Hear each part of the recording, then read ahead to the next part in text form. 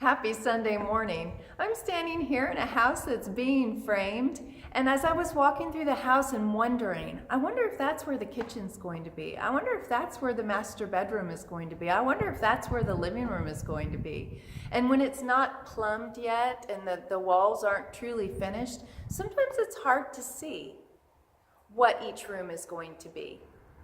And in reality, if we had the architect here to show us, he would be able to walk us around and show us what the intention of each room was. And so our lives are the same way as we walk with God. And sometimes the circumstances that are happening inside of us and to our lives, we look at it and we think, well, I expect it to work out this way. I thought this was going to be this way. Disappointment sets in, and the loss of expectations sometimes just crushes our dreams. But in reality, if we'll lean into God and go to the master architect, he'll show us what it is that our lives were meant to be, and we'll know the kitchen's supposed to be over here, the master bedroom's supposed to be over here, the living room's supposed to be over here, and it will make sense.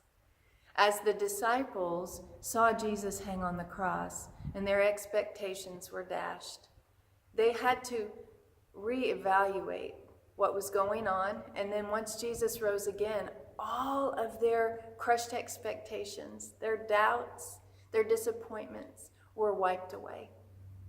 And they were able to stand and see that God had raised up something more beautiful than they ever could have imagined. And in my book, In the Stillness, there is a chapter 6, and it's called Quiet Resolve. I'm going to read just a little bit out of this to you. When Jesus rose from the dead and began to appear to his disciples, all of their past expectations became a distant thought, and their attention was now riveted on Jesus' every instruction. His death had a way of putting to bed all of his disciples' misconceptions. Now they were ready to walk in step with the plan of the Master. They could finally see him for who he truly was, instead of who they had hoped he would be. This was the long-awaited Messiah, the Son of God. And so as we learn to adventure with God and put away our own expectations of the way life will turn out, it becomes this beautiful journey that we learn to take with him. And as he builds the house of our lives, and he determines as the master architect where everything will be, we find ourselves in harmony with the way that he designed us. And we're able to walk in the beauty of what he has established for us.